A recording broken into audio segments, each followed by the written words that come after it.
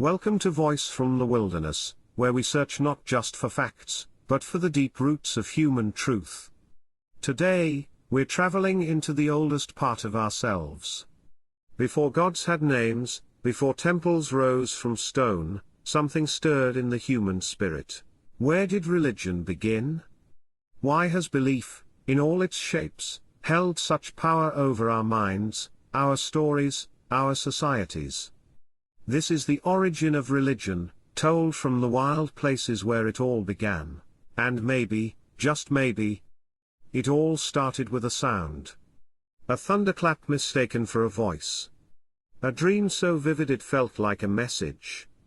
Or the moment someone buried a loved one with care, and wondered if they were watching from somewhere beyond. Imagine the world before writing, before cities, when survival meant reading every sign in the wind, the stars, the animals. In this raw, unpredictable world, early humans began to sense that nature was alive. Not just alive, but conscious. Anthropologist Edward Tyler called this animism, the belief that spirits inhabit everything, rivers, rocks, beasts, even the wind. When a tree groaned, when thunder cracked, our ancestors didn't hear random noise. They heard voices.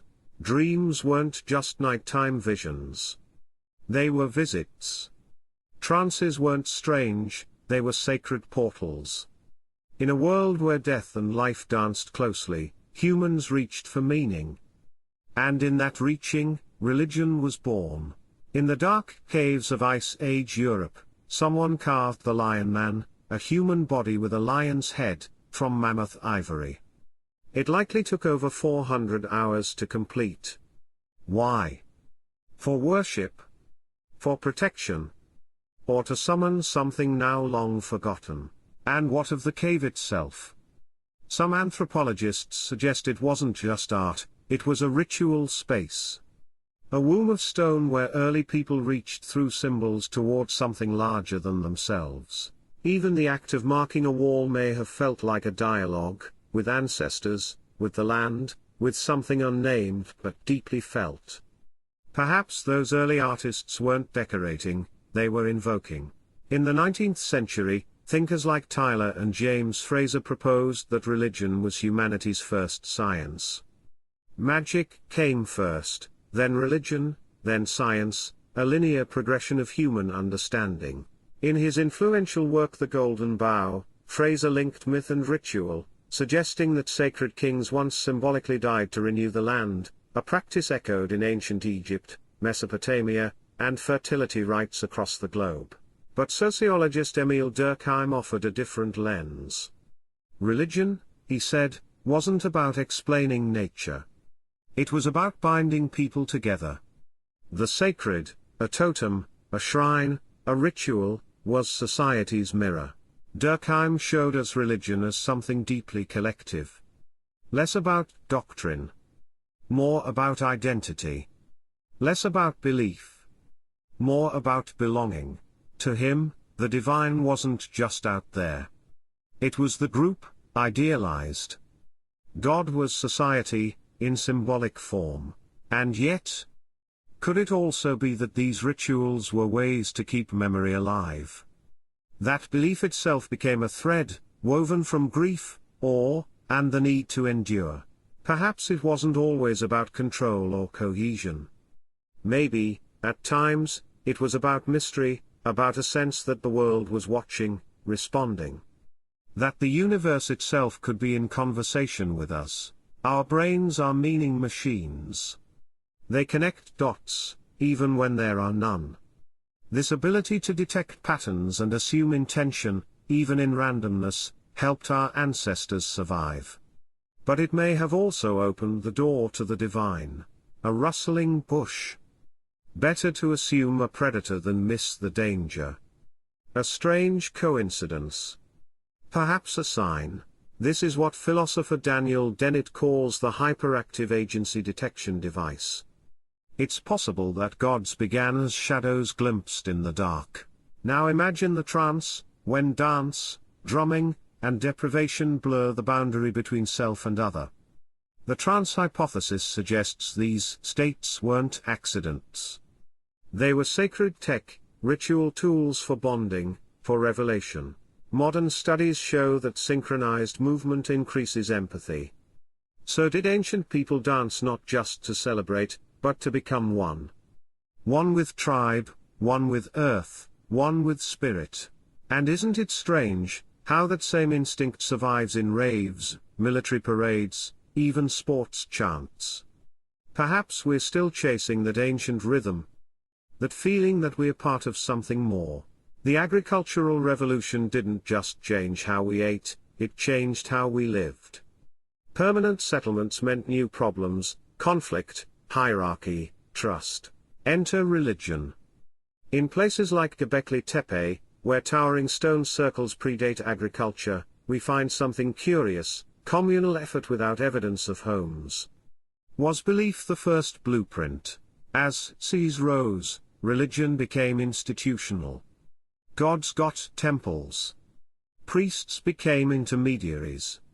Myths became laws. In Mesopotamia, rulers claimed divine favor. In Egypt, pharaohs were gods. In the Epic of Gilgamesh, we read of divine punishment, cosmic justice, and eternal quests, all tied to authority. Jared Diamond argues that moralizing gods, who reward good and punish evil, emerged to help large groups cooperate. Religion became a way to scale morality. But let's not forget, temples inspired awe. Rituals created rhythm. Festivals synchronized joy and fear. Organized religion wasn't just politics, it was poetry carved in stone.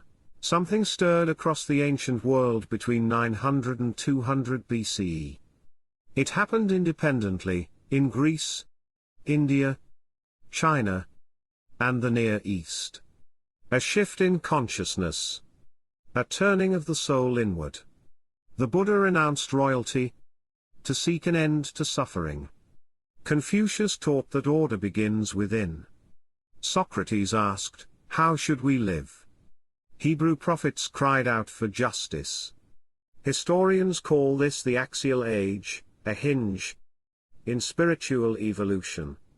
And while reason flourished, so did mystery. In the Greek Eleusinian mysteries, initiates drank sacred brew and descended into darkness to witness a secret vision. Whatever they saw, they never revealed it. In Dionysian rites, identity dissolved. Dancers became god-bearers. Madness and meaning blurred. These weren't distractions. They were initiations. The divine wasn't just preached, it was tasted. And then there's a theory, controversial, fringe, but strangely persistent. What if the first gods weren't born in our minds, but descended from the skies? The Dogon of Mali speak of Sirius B, a star invisible to the naked eye. Ancient Indian texts describe flying vimanas. In the book of Ezekiel, a fiery wheel spins in the heavens. Were these divine visions? Or memories of something other? Ancient astronaut theorists suggest that early humans mistook visitors for gods, and that religion began as reverence for what they couldn't understand. Machines became chariots. Beings became deities. No proof. No certainty. Just echoes, etched in stone. Buried in myth. Whispered in starlight. Religion, in this light, might not just be a cultural artifact. It could be a message. Or a memory. The word religion is Western, born from Latin, shaped by empire. But what it tries to name is everywhere. In the Andes, Inca rulers communed with the dead, mummies brought to council like living ancestors. On Easter Island, Birdman rituals aligned with the stars, turning celestial events into sacred contests. In Gujarat, a Zoroastrian flame has burned since the year 721. A fire kept alive longer than most nations. And in Minoan Crete, temples tracked Venus and Spica, sinking devotion to the heavens. These aren't footnotes. They're reminders that the sacred wears many faces, and sometimes speaks in stars. From caves to cathedrals. From fire dances to funerals. From whispered prayers in the desert to chants echoing across mountain valleys. Religion has always been more than belief. It is a memory carried in the human spirit, a record written not in ink or stone, but in the way we stand before the unknown. It is a myth, a story we tell to explain why the sun returns, why the seasons change, why death is not the end. These stories shift and adapt, but the core remains the same, a desire to bind the chaos of existence into a shape we can hold. It is community, a gathering of voices, hands, and hearts, united by a shared rhythm, a sacred meal, or a single flame passed from one to another. It is wonder, the breath caught in the throat when the northern lights move across the sky, when the first cry of a newborn fills a silent room, when the rain falls on parched soil and life blooms again. It is our way of saying, we were here. We saw something. We felt awe. And this thread, fragile yet unbroken, winds back through every age of humanity. It runs through the red ochre handprints pressed onto cave walls 30,000 years ago, each one a declaration, I exist. Remember me. It passes through the stones of Göbekli Tepe, raised by hands that may never have known the plough, yet shaped monuments to the unseen. It glimmers in the hymns of Sumer, the Psalms of David, the chants of Vedic priests on the banks of the Saraswati. Everywhere, it changes shape, a drumbeat in the Kalahari, a labyrinth walked in silence in medieval France, a tea ceremony in Kyoto. But always, it holds the same function, to bridge the visible and the invisible. This sacred thread has tied itself to fear and to hope. Fear of the unknown, the darkness at the edge of the firelight, the sudden sickness, the storm that refuses to end. Hope for meaning, that life is not random, that our choices matter, that we are part of something greater than ourselves. Sometimes it has been used to heal, to unite, to inspire acts of astonishing generosity.